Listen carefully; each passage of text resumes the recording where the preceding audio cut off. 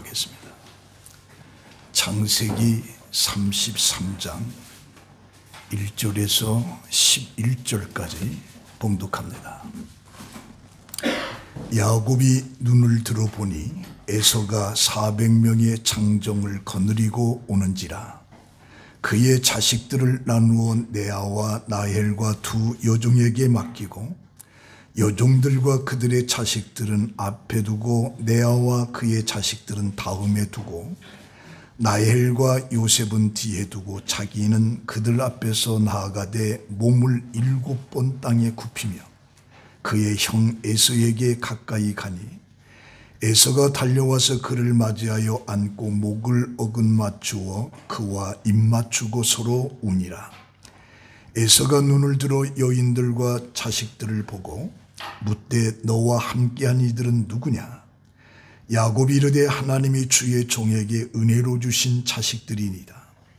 그때의 여종들이 그의 자식들과 더불어 나와 절하고 레아도 그의 자식들과 더불어 나와 절하고 그 후에 요셉이 라헬과 더불어 나와 절하니 에서가 또 이르되 내가 만난 바 이 모든 때는 무슨 까닭이냐? 야곱이 이르되 내 주께 은혜를 입으려 함이니라. 에서가 이르되 내 동생아 내게 있는 것이 족하니 내 소유는 내게 두라.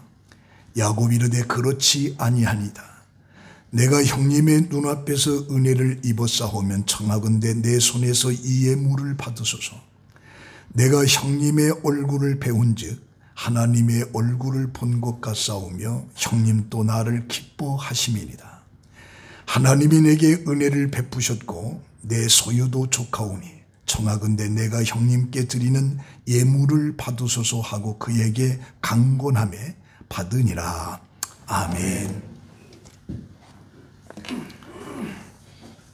오늘 봉독한 말씀을 통해서 분이엘의 체험과 변화라고 하는 그런 내용으로 함께 은혜를 받습니다.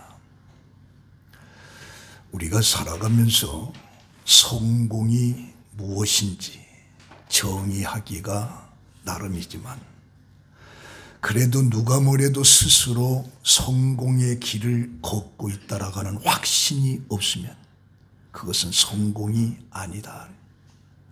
지위나 명예가 외적으로 그럴듯하지만 스스로 내가 성공하지 못했다 하면 그것은 성공이 아닌 겁니다. 피곤한 인생을 산 것에 불과하다. 이런 점에서 성공이라고 하는 확신에 이르기 위해서는 5가지의 감정이 없어야 된다. 첫 번째는 무관심이다. 무관심이라고 하는 것은 어떤 것에 신경을 쓰지 않는다라고 하는 말인데 이것은 사랑의 반대 말이에요. 무관심이죠. 무관심은 무서운 감정입니다. 무관심은 에너지를 고갈시키고 열정을 말라 죽게 합니다. 무관심하면 무슨 일이 일어나도 개의치 않고 별로 관심이 없으면서 그 일에 성공하기를 원한다면 그 나무 위에 올라가서 고기를 얻으려는 것과 같다. 회사에 다니면서 회사에 관심이 없다면 그 회사에서 성공하기를 기대할 수가 없습니다. 성공은 관심에서 생기는 거예요. 다른 사람에게 관심을 보이면 그 사람의 필요가 무엇인지 보이기 시작하는 거예요. 그래서 우리는 성공하기 위해서는 무관심을 버려야 된다. 두 번째는 질투심입니다. 성공한 사람에게는 질투심이 없습니다. 왜냐하면 자신의 삶에 만족하기 때문입니다. 그리고 주위 사람들이 성공해야 자신이 성공하는 데 도움이 된다는 사실을 알기 때문입니다. 그래서 한 분야에서 경쟁하는 사이라 해도 성공한 사람은 경쟁자의 성공에 시기하지 않습니다. 자기 분야에서 성공한 사람이 많이 나와야 자신에게도 더 많은 기회가 오기 때문입니다. 세 번째는 절망감입니다. 성공한 사람은 절망하지 않습니다. 절망감이라고 하는 것은 희망이 꺾인 마음인데 아무리 돈을 많이 벌고 높은 지위에 올랐다 해도 더 좋아질 것이라고 하는 기대, 희망이 없으면 그의 미래는 밝지가 않습니다. 절망감이 가득한 사람이 무엇인가 시도할 의욕이 나지 않는 거죠. 그래서 희망을 가진 사람은 지금 처지가 어려워도 희망이 있기 때문에 그는 성공적인 삶을 진행하고 있다 보는 겁니다. 네 번째는 두려움입니다. 현대 사회를 살아가는 사람들이 가장 두려워하는 것은 미래입니다. 앞으로 어떻게 살 것인가? 일자리는 잃지 않을까? 내가 큰 병은 들지 않을까? 우리 아이들이 공부를 잘해서 좋은 직장에 들어갈 수 있을까? 내가 은퇴한 후에 편안히 내가 먹고 살 수는 있을까? 이러한 것들이 두려움으로 나타나는데 성공한 사람들은 이런 두려움이 없다는 것이죠. 우리가 걱정한다고 일어날 일이 안 일어나는 것은 아니에요. 일어날 일은 일어나고 안 일어나는 일은 안 일어납니다. 미래를 바꿀 수 없다면 내가 왜 걱정하고 두려움에 사로잡힐 수가 있느냐. 그래서 성공한 사람은 잘 살고 버틸 것이라고 하는 믿음과 희망을 갖기에 두려움을 이기는 거예요. 그래서 성공한 사람은 두려움이 없다. 마지막으로 다섯 번째는 욕심입니다.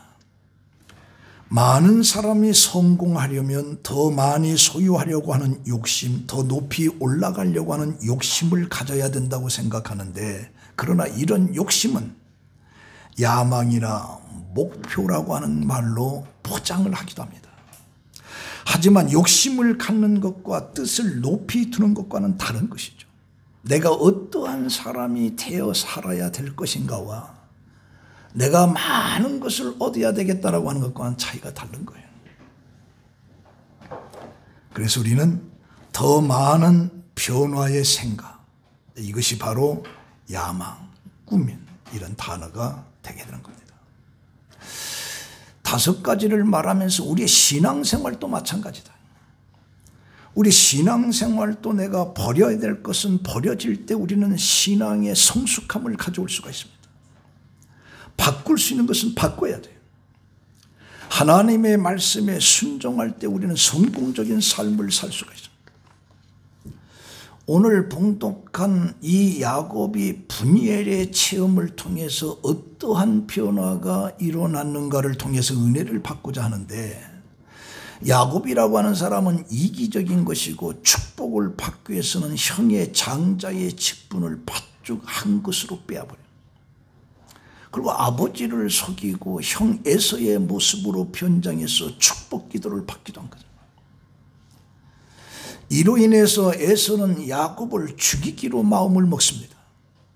이것을 안 리브가는 그의 남편 이삭에게 권면을 해서 야곱을 삼촌의 라반의 집으로 보내게 되는 겁니다. 그래서 야곱은 부모를 등지고 하란 땅 외삼촌 집으로 도망을 가면서 거기에서 20년이라고 하는 긴 세월을 보내면서 그는 엄청난 부를 축적합니다.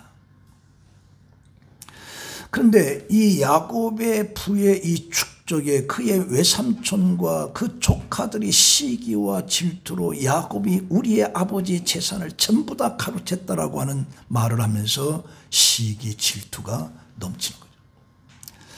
이것을 알아차린 야곱은 더 이상 그곳에 있을 수가 없었고, 그때 마침 하나님께서 너는 내 고향으로 돌아가라, 하나님의 말씀을 듣습니다. 그래서 이제 야곱은 모든 식솔들을 거느리고 그가 지금까지 쌓았던 풀을 다 챙겨서 가나안 땅 고향으로 돌아오게 되는 거죠. 근데 마침 형 에서가 400명의 군사를 이끌고 온다라고 하는 이 사실이 야곱으로 하여금 답답하고 견딜 수 없는 고통에 사로잡히게 된 거죠. 그래서 야곱은 약복강 나루에서 밤새도록 천사와 함께 씨름을 하는 거죠. 씨름을 하는 과정 속에 이 손을 놔라 할 때 나에게 축복을 주지 않으면 절대로 놓지 않겠습니다라고 할 때 환도뼈를 때 환도뼈가 부서지는 그런 아픔 속에서도 나에게 축복을 달라. 그때 천사가 네 이름을 야곱이라고 하지 말고 이스라엘이라고 하라. 그러면서 그의 이름이 바꿔지게 된 겁니다. 그래서 야곱이 하나님과 싸워서 이겼다라고 하는 이 분이엘, 그 이름을 분이엘이라고 붙이게 됩니다. 그래서 이 분이엘은 내가 하나님과 대면하여 보았으나 내 생명이 보존되었다 함이라 라고 하는 이 분이엘의 이 놀라운 체험을 통해서 다윗은 야곱은 180도로 바꿔줍니다. 옛날의 야곱이 아니고 이기적인 자기만을 아는 그런 야곱이 아니고 목적을 위해서 거짓을 하던 그가 아니다. 마치 바울이 고린도후서 5장 17절에 말한 것처럼 이전 것은 지나갔으니 보라 새 것이 되었도다. 새 것이 되었도다. 고린도전서 10장 31절에 그런즉 너희가 먹든지 마시든지 무엇을 하든지 다 하나님의 영광을 위하여 하라. 유대인에게나 헬라인에게나 하나님의 교회에게나 거치는 자가 되지 말고 나와 같이 모든 일에 모든 사람을 기쁘게 하여 자신의 유익을 구하지 아니하고 많은 사람의 유익을 구하여 그들로 구원을 받게 하라. 요한복음 3장 1절에 바리새인 니고데모가 예수님을 찾아왔을 때 예수님께서 물과 성령으로 거듭나지 아니하면, 변하지 아니하면 결탄코 천국에 들어갈 수가 없다라고 얘기합니다. 그래서 예수님도 자기를 따르는 자들에게 너희들은 세상의 빛과 소금이 되어야 된다. 세상의 어둠을 밝히는 빛이 되고 썩어져가는 그곳에 네가 그것을 막아주는 그런 역할을 해야 된다. 예수님께서 말씀합니다. 그래서 우리 그리스도인들은 변해야 돼. 거룩함으로 변해야 돼. 옛사람은 죽고 새사람으로 거듭나는 거예요. 우리의 가치관이 변하는 거예요. 언어와 행동이 변해야 되는 거예요. 자, 그러면 이 분이엘의 체험을 통해서 야곱은 어떠한 사람으로 변했는가? 세 가지로 말씀 중에 첫 번째는 평화를 만드는 사람으로 변했다. 오랜 세월 동안 헤어져 있던 두 형제 야곱과 에서의 극적인 상봉과 화해의 장면이 기록되고 있는데 우리 4절에 보니까 에서가 달려와서 그를 맞이하여 안고 목을 어루맞추어 그와 입 맞추고 서로 우니라. 20년 동안 서로 원수처럼 지냈어요. 야곱이 온다는 소리를 듣고 400명의 군사를 가지고 온 에서예요. 그런데 서로 달려와서 어루안고 입을 맞추면서 우는 장면이 나오는 거죠. 여기서 긴 세월 동안 한 사람은 두려움과 초조함으로 살았고 한 사람은 미움과 복수심으로 살아면서 나날이 세월을 보낸 것이 20년. 그런데 극적인 상봉이 이루어진 것입니다. 서로 얼싸안고 눈물을 흘립니다. 여기서 이런 감격스러운 모습이 하나님의 은혜로 됐다라고 하는 사실을 우리가 알게 됩니다. 사실 이 극적인 장면에 몇 시간 전까지만 해도 상상할 수 없는 일이죠. 아버지를 속이고 축복을 가로챈 야곱을 향해서 400명을 이끌고 달려오던 에서입니다. 그런 형을 보면서 야곱은 벌벌 떨고 있었죠. 야곱은 어떻게 하면 에서의 두려움에서 벗어날 수 있을까 전전긍긍하는 삶이었습니다. 그런데 순식간에 미움과 원한이 눈 녹듯이 다하노. 그리고 사랑의 눈물이 흘리게 됩니다. 어떻게 이것이 가능한가? 에서가 야곱에 보낸 예물의 마음이 녹았는가? 그렇지 않습니다. 9절에 보니까 에서가 이르되 내 동생아 내게 있는 것이 족하니 내 소유는 내게 둬라. 네가 그거 주지 않아도 나는 풍부하다. 그렇기 때문에 야곱이 준 뇌물에 의해서 형 에서의 마음이 녹은 게 아니다. 그건 무언가? 그것은 바로 야곱이 약복강나루에서 하나님을 만나는 체험을 통해서 그게 변화된 거예요. 야곱은 밤새도록 하나님께 매여 있었어요. 하나님이 나를 보호해 주시지 아니하시고 하나님이 나를 축복해 주지 아니하면 나는 살 수가 없습니다. 밤새도록 기도합니다. 이것이 바로 에서의 마음의 복수심을 하나님께서 봄눈 녹듯이 녹게끔 만들어요. 녹게끔 만들어요. 그래서 우리는 이 야곱의 문제는 에서가 아니라 하나님과의 바른 관계를 가짐으로써의 이 문제가 해결되는 것입니다. 우리 잠언 16장 7절에 보면 사람의 행위가 여호와를 기쁘시게 하면 그 사람의 원수라도 그로 더불어 화목하게 하시느니라. 하나님을 기쁘게 하면 원수된 자의 것도 이거 하나님께서 풀어주신다네. 풀어주신다. 야곱이 이 분이엘 이 약복강날에서 하나님과의 관계가 해결되니까 형과의 관계가 해결된다. 에스겔 11장 19절에 내가 그들에게 일치한 마음을 주고 그 속에 새신을 주며 그 몸에 굳은 마음을 제하고 부드러운 마음을 주어서, 에스겔 선지자를 통해서 하나님께서 그들에게 신을 부어주고 그들의 굳은 마음을 제하게 하고 부드러운 마음을 주셨다, 그렇게 말합니다. 사도행전 16장 14절에도 바울이 빌립보에서 두아디라 자주장사에게 복음을 증거합니다. 근데 거기에 많은 여자들이 바울의 이야기를 듣는 중에 하나님께서 그 누디아라고 하는 그 여인의 마음문을 열어주었다니. 열어주니까 바울이 전한 복음에 이 누디아가 은혜를 받고 은혜를 받으니까 바울을 향해서 우리 집으로 들어와라. 거기서부터 빌립보 교회가 시작되는. 그러니까 하나님의 말씀을 듣는 과정 속에서 그 말씀이 내게 은혜가 되는 것은 하나님께서 그 마음문을 열어주니까.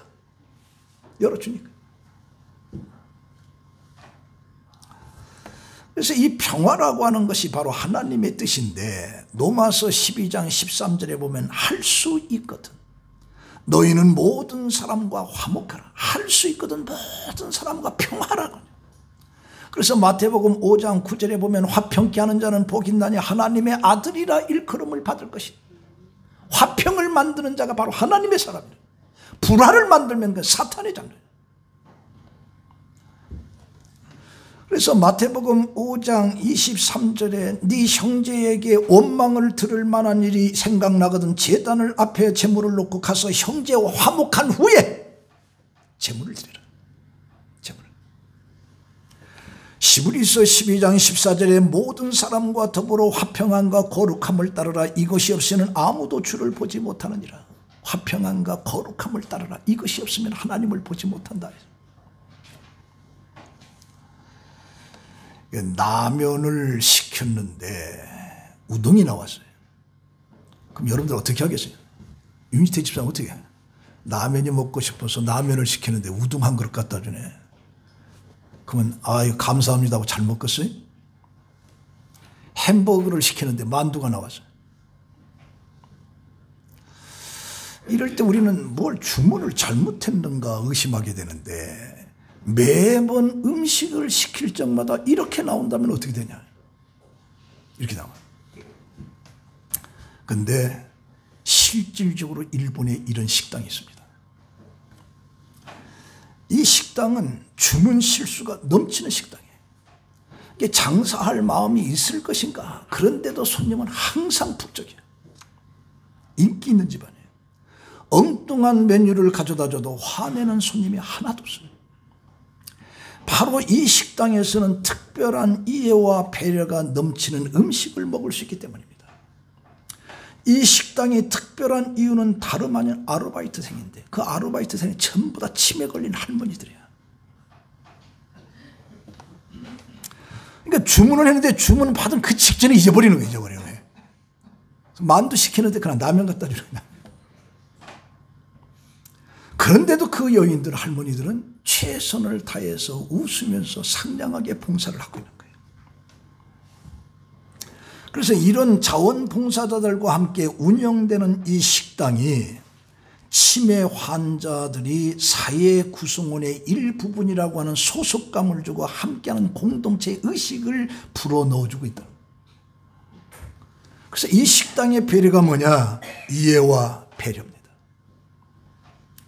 그리고 어떤 손님도 화를 내거나 얼굴을 찌든거리지 않는다고 합니다. 손님들은 모두 잘 알고 있기 때문에 조금 또 실수하고 조금 느리고 조금 서툴러도 괜찮은 거죠. 이분들이 다른 누구의 가족이 아니라 우리 어린 시절 우리의 실수를 보듬어 주신 길러주신 어머니다라고 하는 사실, 그래서 그 식당은 자기가 시킨 것에 다른 것이 나와도 불평하는 사람이 하나 봐요. 그냥 기쁜 마음으로 먹거든. 사람이 사람을 헤아릴 수 있는 것은 눈도 아니고 지성도 아니고 오직 마음입니다. 마음. 그래서 이 야곱이 분이엘의 이 체험을 통해서 평화를 만드는 사람으로 원수처럼 지냈던 형과의 관계를 봄눈 노시 놓게끔 하는 이 평화의 사람으로 변화된 거죠. 변화요. 이 분이엘의 체험. 두 번째는 겸손한 사람으로. 우리 3절에 보니까 몸을 7번 땅에 굽히며 그의 형 에서에게 가까이 가니, 에서에 대한 야곱이 최대의 예우와 지난날의 잘못을 뉘우치고 잘못한 것을 나타내는 겸손의 표시입니다. 이 7번이라고 하는 것은 완전수를 얘기하는데 단순히 7번 형식적으로 절한 것이 아니라 완전히 자기 자신을 낮추고 그리고 형에게 7번 절을 하는 거예요. 여기서 에서가 야곱을 용서한 것은 하나님의 은혜지만 또한 야곱을 용서한 것은 자신에게 철저히 낮추고 겸손하게 행동하는 야곱의 이 행동 속에 에서의 마음이 녹은 거예요. 그래서 철저한 겸손은 사람의 분쟁을 해결하는 것이라는 거죠. 해결하는. 실제로 우리가 사소한 말다툼이 서로 상대방을 무시하는 행동이 큰 싸움으로 변하는 것을 봅니다. 서로 상대방이 먼저 굽히기만 바란다면 분쟁은 영원히 종식되지 않습니다. 상대방을 자신보다 낮게 여기는 겸손한 마음이 있을 때 거기에 평화가 만들어지는 거죠. 그래서 잠언 15장 33절에 여호와를 경외하는 것은 지혜의 훈계라 겸손은 존귀의 앞잡이라. 겸손은 존귀함을 얻는데 가장 중요한. 그래서 겸손한 사람이 미움받는 것, 시기에 대상되는 건 한 번도 없어요. 빌립보서 2장 3절에 아무 일이든지 다툼이나 허용으로 하지 말고 오직 겸손한 마음으로 각각 자기보다 남을 낮게 여기고. 그래서 야곱이 겸손한 사람으로 바꾸죠. 야곱은 팥죽한 것으로 형의 창자의 직분을 빼앗은 사람입니다. 축복을 위해서는 아버지도 속인 사람이에요. 야곱의 삶에는 욕심이 전부였습니다. 형도 아버지도 없는 사람이었어요. 그래서 10절에 보니까 야곱이 내가 형님의 눈앞에서 은혜를 입어 싸우면 청하건대 내 손에서 이 예물을 받으소서. 내가 형님의 얼굴을 배운 즉 하나님의 얼굴을 본 것과 싸우며 형님도 나를 기뻐하시나이다. 형님도 나를 기뻐하시나. 나는 하나님 보는 것 같다. 이 겸손함이 에서의 마음을 흔들어 놓은 거죠. 이만큼 이제는 자기보다 상대방을 귀하게 여기고 자기보다 상대방을 높이는 겸손한 사람으로 변한 거죠. 상대방을 기쁘게 하는 사람으로 변한 겁니다. 그리고 자기의 또 부요함을 11절에 뭐라고 하느냐. 하나님이 내게 은혜를 베푸셔서 이렇게 소유가 많아졌다. 자신의 모든 소유를 하나님의 은혜라고 고백합니다. 사실 야곱은 20년 동안 피땀 어린 외삼촌 밑에서 밤잠을 자지 못하고 양을 키우던 사람. 그러나 야곱은 근본적으로 그것을 하나님의 은혜라고 말합니다. 그래서 우리가 사실 사람이 아무리 힘쓰고 수고를 한다 해도 하나님의 도우심이 없다면 그 수고는 헛되다. 그래서 시편 127편 1절에 이렇게 말합니다. 여호와께서 집을 세우지 아니하시면 세우는 자의 수고가 헛되며 여호와께서 성을 지키지 아니하시면 파수꾼에 깨어있음이 헛되도다. 너희가 일찍 일어나고 늦게 누우며 수고의 떡을 먹으며 헛되도다. 그러므로 여호와께서 그의 사랑하시는 자에게는 참을 주시는도다. 내가 아무리 노력해도 노력한 것으로 되지 않아. 하나님의 은혜다. 하나님의 은혜. 야곱은 그것을 그래서 겸손한 사람이다. 그래서 신명기 8장 18절에 내 하나님 여호와를 기억하라. 그가 내게 재물을 얻을 능력을 주셨느니라. 재물을 얻을 능력을 줬다. 내가 애쓰고 힘써서가 아니라 하나님이 주셨다. 하나님. 그래서 우리가 부유하게 되는 것은, 재물을 얻게 된 것은 내가 노력 이전에 하나님의 은혜와 축복이 있어야 가능하다. 하나님의 축복이 있어야 돼요. 시편 23편 1절에 여호와는 나의 목자시니 내게 부족함이 없으리로다. 바울도 말합니다. 필립보서 4장 18절에 내게는 모든 것이 있고 또 풍부하다라고 고백하는 거예요. 사실 그가 감옥에 있으면서도 나는 풍부하다라고 얘기합니다. 영국의 그 인도의 간디가 유학 생활을 할 때입니다. 근데 그 자신에게 고개를 숙이지 않는 식민지 출신의 이 젊은 학생 간디를 안 잊고께 여기던 파티스라고 하는 교수가 있습니다. 한 번은 간디가 식당에 가서 점심 먹는데 바로 그 교수 옆에 빈자리에 앉아 있는 거예요. 빈자리 가서 앉으니까 그 교수가 간디에게 뭐라고 하느냐. 여보게 아직 잘 모르는 모양인데 돼지와 새가 어떻게 함께 식사할 경우가 있는가 비난했어요. 이 말을 들은 간디가 걱정 마세요 교수님, 제가 다른 곳으로 날아가겠습니다. 달아들어갔어요. 이때부터 이 피터스의 교수는 머리가 간디를 향해서 증오가 생기기 시작해요. 한 번은 시험을 보는데 그 교수의 시험에 만점을 받은 만점을. 그러니까 교수가 화가 더 나는 거예요. 화가 더 나는 거예요. 그래서 물어봤어요. 간디한테. 길을 걷고 있다가 두 개의 자루를 발견했는데 하나는 돈자루고 하나는 지혜가 담긴 자루다. 너는 뭘 선택하냐. 그래서 간디가 돈자루입니다. 여보게 돈자루, 나는 지혜자루를 담당했네. 그러니까 간디가 뭐라고 하느냐. 뭐 각자 부족한 것을 택하지 않겠습니까? 그러니까 거기서 있었어요. 거기서 또 한 방울 또 먹은 거예요. 또 먹어요.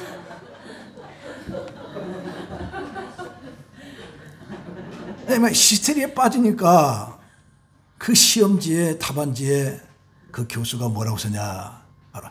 멍청이라고. 이디얼 멍청이라고 썼었잖아요. 그랬더니 간디가 뭐라고 하냐. 선생님, 제 시험지에는 답안지가 없고 선생님의 이름만이 기록되어 있습니다. 그래서 우리는 야곱이 그렇게 교만 속에 욕심 속에 살아가던 그가 겸손한 사람, 바로 분이엘이죠. 오늘 우리들에게 정말 필요한 것은 이 체험이에요. 이 분이엘이죠. 이것이 우리를 겸손한 사람으로 만든다. 마지막 세 번째는 희생을 보여주는 사람. 우리 3절에 보니까 자기는 그들 앞에 나아가되. 그 전까지만 해도 400명의 군사를 데리고 온다는 말에 야곱은 두렵고 답답해서 그 소유를 첩의 자식들과 자기 부녀의 자식들과 이뻐하는 자식, 미워하는 자식 줄로 쫙 서서 먼저 보냈어요. 자기는 제일 뒤에 남았어요. 이게 철저하게 자기만을 생각하는 그런 이기적인 사람이에요. 그런데 그가 희생하는 사람으로 변하는 거예요. 이제는 제일 먼저 나가서 저는 제일 뒤에서 에사가 와서 이쪽을 치면 이쪽 대로 도망가야겠다 이런 생각만 했던 그 야곱이 생각이 완전히 바뀌어진 거예요. 제일 앞에 나. 바로 자기가 희생할 것을 먼저 생각하는 그런 사람으로 바꿔진 거예요. 우리는 예수 그리스도의 희생을 통해서 우리는 하나님의 자녀가 된 겁니다. 예수 그리스도의 희생이 없으면, 십자가의 죽음이 없으면 우리는 구원받을 수가 없어요. 그래서 로마서 5장 8절에 우리가 아직 죄인 되었을 때 그리스도께서 우리를 위하여 죽으심으로 하나님께서 우리에 대한 자기의 사랑을 확증하였느니라. 아직 죄인 되었을 때 그가 나를 위해서 십자가의 죽음으로 하나님의 사랑이 확증됐다는 거예요. 로마서 5장 10절에 곧 우리가 원수 되었을 때 그의 아들의 죽으심으로 말미암아 하나님과 화목하게 되었은지, 원수 되었을 때 그 아들의 희생 죽음으로 하나님과 화목이 됐다. 로마서 5장 1절에 그러므로 우리가 믿음으로 의롭다심을 받았으니 우리 주 예수 그리스도로 말미암아, 예수 그리스도의 희생으로 말미암아 하나님과 화평을 누리자 하래요. 얼마 전 미국에 찰스 알렌 박사가 미국 전역의 크리스천들을 대상으로 해서 신앙의 상태를 조사한 연구가 나왔어요. 자신이 크리스찬이라고 밝힌 사람들을 대상으로 해서 진행한 조사인데 그 응답자 중에 20%가 주일 성수를 중요하게 생각하지 않는다. 그냥 뭐 바쁘면 빠지고 그래도 가야 돼. 나는 주일을 그렇게 중요하게 생각하냐. 20%. 그 다음에 30%는 성도들은 기도를 할 줄 모르고 배울 생각이 없다고 합니다. 뭐 기도 안 해도 된다. 기도 배울 필요도 없다. 30%가 돼. 그리고 35%는 일주일 중에 성경 한 장도 읽지 않는 사람이 35%가 돼. 여러분들은 매일 성경 읽죠? 성경 읽어요, 안 읽어요? 저 지혜는 안 읽는 것 같아. 웃는 거 보니까 안 읽는 것 같아. 그리고 40%가 교회의 헌금 생활을 제대로 하지 않는다. 그리고 60%가 신앙에 도움이 되는 신앙 서적을 한 번도 구입해 본 적이 없다. 구입해 본 적이 없다. 그리고 75%의 교인은 교회 출석 외에 다른 직분을 맡고 있지 않고 또 맡을 생각도 없다. 그 복잡하게 그냥 가서 예배만 드리면 되지.